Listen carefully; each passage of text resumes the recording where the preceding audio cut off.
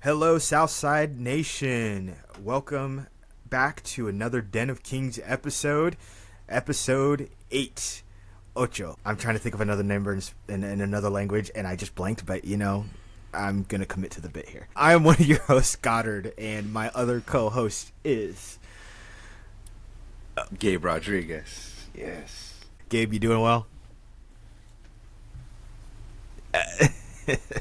Uh-oh. I think we might lose you here. All right, well, we're already doing this, so we're going to keep pushing. Today we have with us Noah, Captain Noah Leonard with us on the pod today. Noah, how are you doing? Good, how are you, Goddard? Doing well. So today we're going to chat with Noah and kind of review our 7-0 victory over Leawood and get to know Noah a little bit and kind of see what makes him tick and how he finds ways to lead the team and keep the team moving with him being one of the captains. So why don't we just hop right in? Noah, so why don't we give you an opportunity for those that maybe don't know your background and kind of who you are and what got you into sport. Why don't you kind of give us a little bit? Yeah, so I basically only played soccer since I was 4. I played with all the little kids that were Americans. We played baseball and basketball here and there, but I was always afraid of the ball hitting me in the head at baseball and always afraid of getting hit with the basketball. So I picked up, of course, the sport you had the ball the most. So, but I played since I was 4. I played club in high school and played for my high school in Spring Hill High School in Spring Hill, Kansas. And then I had a 4 to 5 season collegiate career at 2 to 3 colleges. And so really the biggest thing was, especially during college, is I still wanted to continue to play. And I had a friend on the team with Zach Murphy last season that introduced me to the concept of Southside's trying to create a club, an amateur / semi-professional setting, and I was all for it, interested to join. And so I came to the first tryout and really loved the atmosphere, really loved the opportunity to keep playing in a competitive setting. And into my second season, I'm enjoying it as much as I started. Yeah, we love having you around and watching you play and continue on and wear the badge with pride. So we love to see it. We love to see it. Yeah. Okay, so I just also want to ask, how has been your experience being a part of Southside? What has it mean to you to kind of don on the jersey and take the field? Mm-hmm. So with Southside, I honestly couldn't have asked for a better experience within a club atmosphere and even from a team atmosphere. Every single guy on the team I enjoy talking to and meeting, and especially the new guys coming in this second season. I feel like they've fit seamlessly into the culture that we're building and the atmosphere we're trying to build up with the club. And the first season, last season, was the first time I really had the opportunity to be fully enveloped in the first team since college. And so I didn't know what type of atmosphere I was going to get into, but once I got into it, it was exactly what I wanted even more. It had the competitive part, but it also had the part where we're still enjoying it. We're having friends in the team, and it has every little bit that I could ever ask for. And then from you, Goddard, the owner, and then Josue, the coach, the support that's given to us, I couldn't ask for any more support. I think the support that's provided from the coaching staff and from the ownership groups as well, I couldn't ask for a better club to be a part of. Well, that's awesome, and that's what we love to hear and strive for in terms of building this product, because, the players are the most important. The club can't exist without the players, so quite frankly, it's great to be able to hear that and know that something is happening to allow you guys to have that kind of platform. So really do appreciate it. Okay. Gabe, did you have any initial questions for... or are you just... No, not really. It's more of, I was actually curious to know, how was those experiences at those universities or colleges, and how it kind of shaped you, Noah, throughout your career here. Yeah, that's a good question. So I had a little bit of everything. So from my history, I've played at almost every single competitive level I could think of besides a D1 or a D2. So my freshman year of college, where I signed to play, was a college called Manhattan Christian College. and that's an NCCAA Division II team. And so it was a collegiate level, but it was a very different atmosphere than I was thinking it would be. I still enjoyed it, and I learned a lot, and I was a starter in that environment, but it wasn't as competitive as I was hoping to be. And so that's why I kind of transitioned to thinking, well, I want something that's even higher than the high school level. I want something that's in the collegiate setting where I'm growing and trying to build myself into the first team. And so I transitioned where I was a starter in that team into a team that was even a more professional setting with Johnson County Community College. And that school, I was a practice player, but I learned more, I think, in that season than almost every season I've ever played, because that season it was full of foreign players. So we had like 4 or 5 Jamaicans, 4 or 5 Spaniards, Bolivians, big range of players available. And just the way they conducted themselves with the game, not just wanting to move from that 2-year to a 4-year, but also just their commitment level to just playing it was something I hadn't always seen. It was a new experience to me. I enjoyed it, and I learned so much in that year that it propelled me to see the level I needed to play at, even to now, and how much harder I had to work, because I thought I worked hard. And I was around these guys, and they're like, from the first drill, they were like going 100%, pushing, and their speed of play was like double the speed of play I was used to playing at. And so I learned quite a lot there.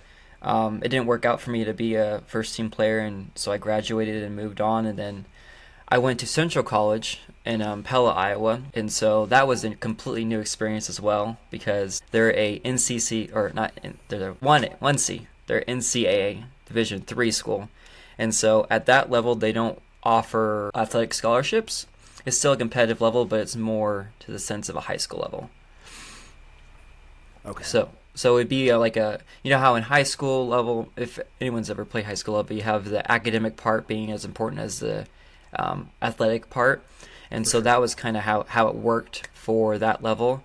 I never was able to really, I got some first team minutes mainly as a reserve player, but I brought that experience, was a different experience, because that was all American players, and so I got a little bit of every little bit, and then the mental resiliency of like working through seasons where you don't always know if you're going to be a starter, you don't always know be on the first team, but having that positivity and maturity to fit through each one of those environments, I think helped me become a well-rounded player to where I'm here with Southside as a starter and a captain. I never would have thought that was going to happen in my career and where I'm at.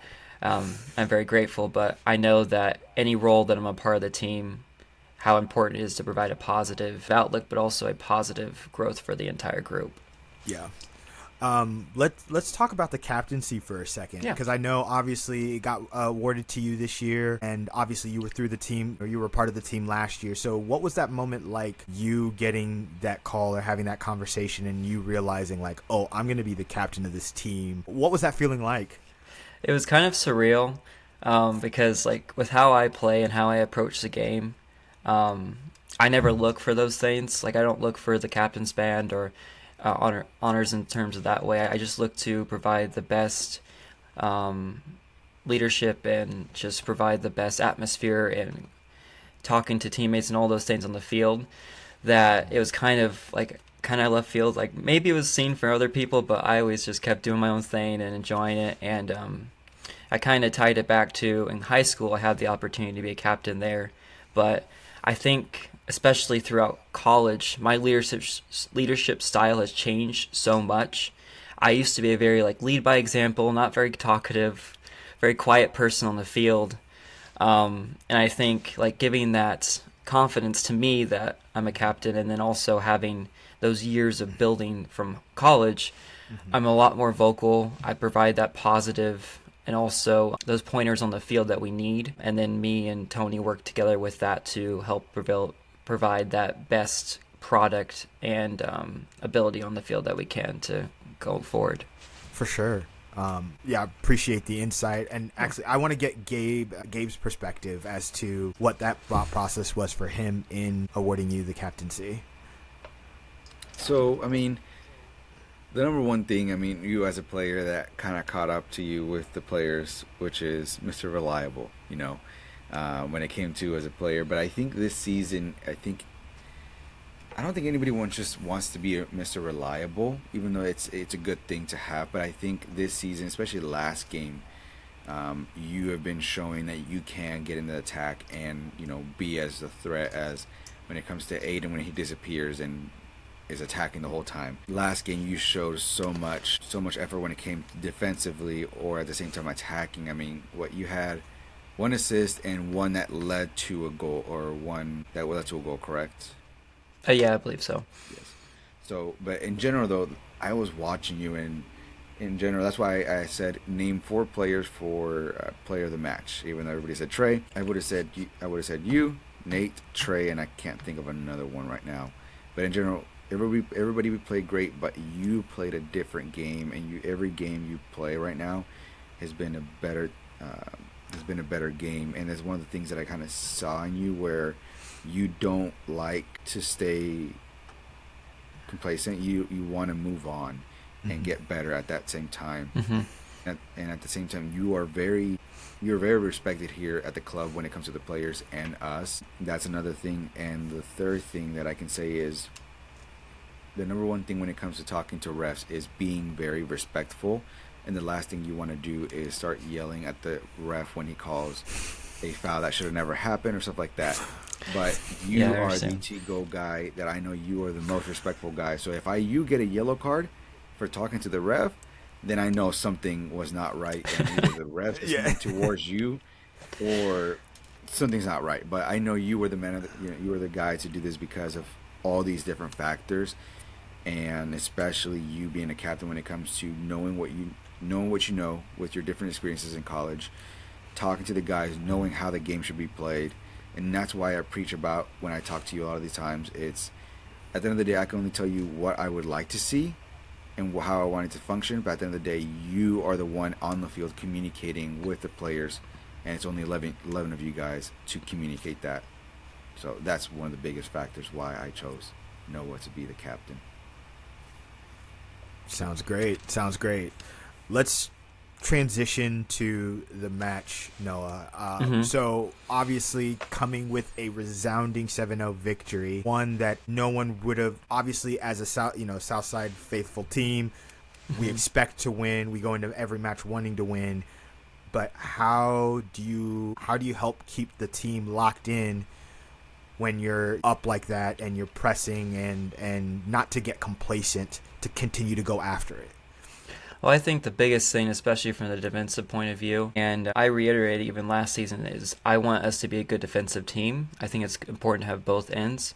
And so it takes a full 90 minutes to have a clean sheet. And that was one of the most important things that I think provided the basis to build off of that game, is that we had a clean sheet for the first time this season. And building upon that, it was just a constant thing, especially from a defensive point of view. We need to keep that intensity, like the wingers coming back to defend and help our outside backs, the defensive mids coming back and help provide that support in front of the back line. And I think it's one of the best defensive games we've had as a club. Of course, offensively, we've had much better games, but in terms of the goal output, but just the play and the movement with every single person, I think the chemistry we had together was very good. And that's why, like how Coach said with me, like getting forward, I think the balance we had with every single player, and then plus knowing we were missing even a couple starters that have consistently played, it shows the growth we have from every single player from the top of the roster to the bottom. And it provides a good point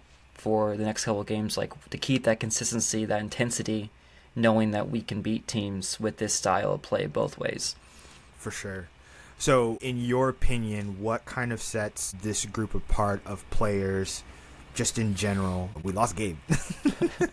What do you think that sets this group apart from other teams that you've played on, or even when you look across the league as we compete against other teams? I think one thing that is very consistent, one is I would say the talent level. I think this is one of the most talented teams I've ever been a part of. And to know that I provide work on the defensive end and an attacking end is a grateful and a positive for me, and I feel good about that one. But like the intelligence that I think this level, even has been building and growing from last season. There's multiple times in the game where like I can make a run with my right wing in Roma, and then Hub can make the outside run. I can make the the underlapping run. And so just the intelligence from our players, from our center mids to our wings to our forwards, I think is growing and increasing. And across the league, I think that we have a very good advantage in the terms of the players that we have still playing in college level or that past college experience, that a lot of them understand the type of play we're trying to build, and they have that intelligence to do that. And so that's why I think we've been successful going into last season to now, especially with the game last Saturday. Yeah, that's awesome. I'm glad that we've got a great group of guys, and I think and I agree with something you said. I think the quality has increased between last year and this year, just to kind of show that emphasis on improving. And we still have a lot of work to do that we have to sort out, especially if we're going to try to push into the Open Cup and try to compete at the highest level possible. So it will take a moment, but that I think that's one of the biggest goals, and I would even say that some people, that might be some of their biggest moments of their career. So I'm hoping that we can have a good showing when we get to that point. It's just gonna take a moment to grind it out, but I think we got the guys to do it. I agree, and even for me, it's been a dream of mine to play in a competition like the US Open Cup. So I know for me that's a dream, and I reiterate that I think of most of our guys, just to have that opportunity to push as far as we can to that competition, I think will be a great opportunity for the club. Yeah, and I don't know if we'll get Gabe back here. He might be gone. He might be gone. So we've got what I believe to be a quick succession of matches coming up here really soon. I know that we've got Crown Villa next, followed by Woodland in like 4 days later, and then Overland Park essentially like a week later from the Villa game. So what do you think the team needs to do to kind of help stay in form but also stay focused on those matches? Because those are in quick successions. This will be the first moment this season that we're having 3 games in about a 7-day period. So how do you help keep this team stay in form? I think the biggest thing is just a consistency of knowing what we're trying to do each day. We had a good result against Leawood, but that doesn't mean that has to be where our form stops. And so the consistency we had in that game with our squad, moving that into next game, reiterating that as captains from the first minute to the 90th minute, because if we want to be pushing like towards those US Open Cup things, and as well as pushing farther and farther up the league table for the Select League, we need to have that consistency of thought, competitiveness, and not taking our foot off the gas because we won one match. And so that's something I always try to reiterate. Even the first match where we tied 2-2, these are good building blocks and trying to build up our form to get better each day. But like a result where we win 7-0, that doesn't have to be where we stop. I don't think it will be. I think we have the mental resilience and the ability to keep going on, and also some of the professionalism needed from the collegiate level and the higher levels to realize that's just one game and we need to keep that consistency into the next ones. For sure. Well said. Okay, well, lastly, before we kind of wrap up here, do you have a message for the fans at all, from the captain to the fans? Well, I would say thank you for all of you that come out to the matches. I think every single person, the support you bring is very meaningful to all of us. I know for me, like even the Liberty match, our first home match, it was kind of surreal just to see the amount of people we had for that first home match of the season. And I look forward to seeing everyone out there, and I look forward to the opportunity to play for you. Well said. True captain right here. I love it. Well, we appreciate you taking the time and chat with us and speaking to the fans, because I think one of the big pushes that we have this year is just kind of opening the club up a little bit to kind of see who we are, and we appreciate you coming on and just allowing people to get to know you and see who you are, and hopefully become one of your favorite players on this team, right? Of course, Goddard. Anytime. All right. Well, to everybody that is listening to YouTube, we appreciate it. If you wouldn't mind to like, share, subscribe to the channel, we would greatly appreciate it. And also, we have merch for sale, so be sure to head to the link in the description, or you can head to southsidefckc.com and click on shop to buy your merch today. But apart from that, we've got a preview coming up on Thursday, and then at that point, we've got Crown Villa at 6 o'clock. I think kickoff's at 6 p.m. It's a home match, so April 26th, Saturday at 6 p.m. And the prodigal son has returned. And here we are. I'm sorry. You literally missed the show. You literally missed the show. This is staying in. FYI. This is all for content. Absolutely. So, but we appreciate everybody showing up, and you guys have a happy Tuesday. All right. Yep. See you, everyone. Catch you on the South Side.